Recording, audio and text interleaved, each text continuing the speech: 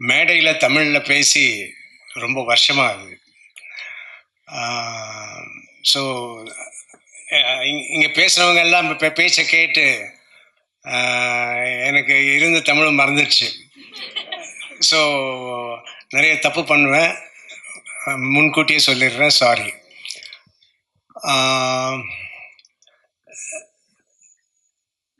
இப்போ நான் நடந்து வரும்போது ஹீரோ சர்வானந்த் கார் தான் கை கொடுத்து என்னை மேடைக்கு கொண்டு வந்தார். அது ஏன்னா நான் ஒரு 3 months முன்னாடி ஃப்ராக்சர் ஆகி, ஆங்கிள் ஃப்ராக்சர் ஆகி இப்போ தான் ஹீல் ஆகிட்டுருக்கு. இது இந்த இதே மாதிரி லெஃப்ட்டு ஆங்கிள் கூட நான் ஃப்ராக்சர் பண்ணியிருக்கேன். இப்போ சினிமாவில் தான், சினிமா ஸ்டண்ட்டில் பண்ணி தான் 2 காலுமே உடஞ்சது. இந்த லெஃப்ட் லெக் தான் முதல்ல உடஞ்சது. முதல்ல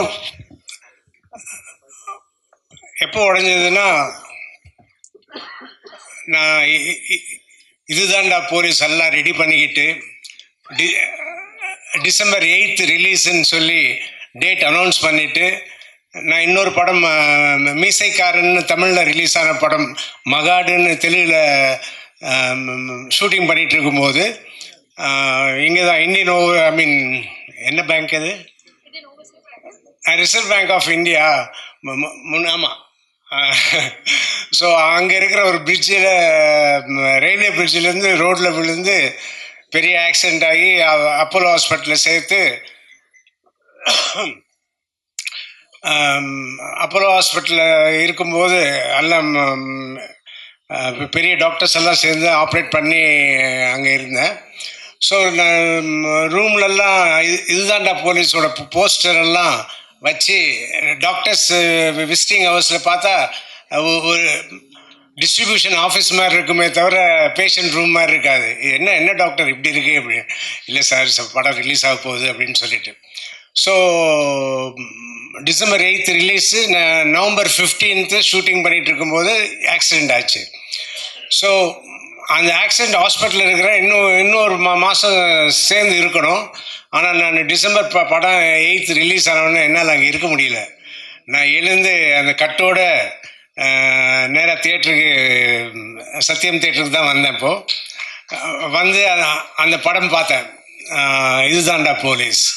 அப்போ என்ன சொல்லுவாங்கன்னா, இதுதான்டா போலீஸ் இங்கே ரிலீஸ் ஆகிறதுக்கு முன்னாடி தெலுங்கில் ரிலீஸ் ஆகி பெரிய ஹிட்டாச்சு. எப்பயுமே பெரிய ஹிட்டு ஆகிற படங்கள் பண்ணும்போது, இல்லை இந்த ஃப்ராக்சர் வந்து உங்களுக்கு பெரிய ஹிட்டு வரும் பாருங்கள் அது அப்படின்னு சொன்னாங்க. அதுக்கு முன்னாடி வந்து இந்த அடிப்பட்ட உடனே திஷ்டி, அங்குஷம் பெரிய ஹிட் ஆகிடுச்சு, திஷ்டி அப்படின்னு.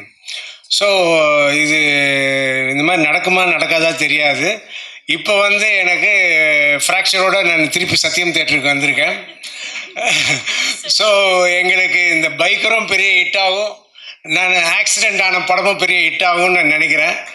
ஸோ அந்த மாதிரி ஆகணும்னு சொல்லி நீங்கள் எல்லோரும் கூட வந்து எங்களை ஆதரிக்கணும். April 3rd இப்போ படம் ரிலீஸ் ஆகுது. தியேட்டருக்கு வந்து நீங்கள் தயவு செஞ்சு படத்தை பார்க்கணும். அவ்வளோதான். ரொம்ப என்னோட பொண்ணுங்களை கூட கூட்டு வந்திருக்கிறேன். ஒரு வாட்டி மேலே வந்துட்டு போங்க.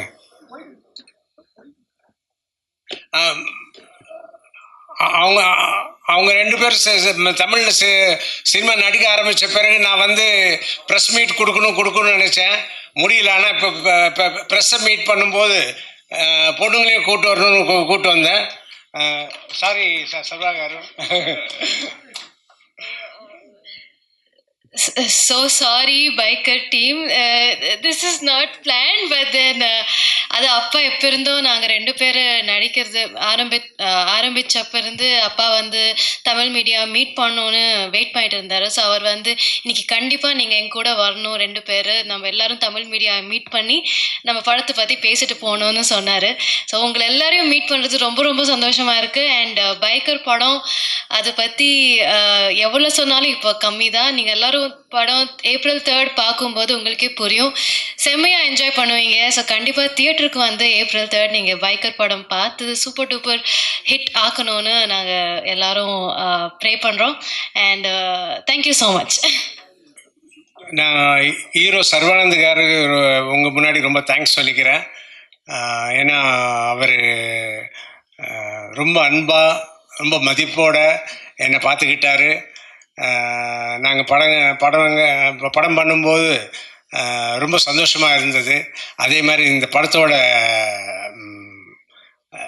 ப்ரொடியூசர்ஸ் யூவி கிரியேஷன்ஸ் இந்த படத்துக்கு இந்த படத்தை பற்றி இந்த ப்ரொடக்ஷன் பற்றி நிறைய கேள்விப்பட்டிருக்கேன்.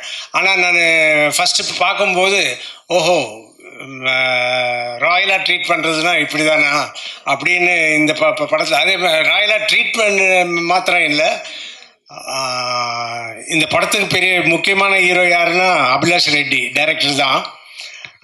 அவரோட விஷயம்தான். பட் அவர் வந்து நினச்சதெல்லாம் எடுக்க விட்டார். ப்ரொடியூசர் வம்சிகார் அண்ட் அதர்ஸ் அவங்களுக்கு ரொம்ப தேங்க்ஸ் சொல்லிக்கிறேன். அவங்களால தான் இந்த படம் வந்து இவ்வளோ நல்ல குவாலிட்டியோடு வந்திருக்கு. ஸோ எல்லாருக்கும் தேங்க்ஸ்.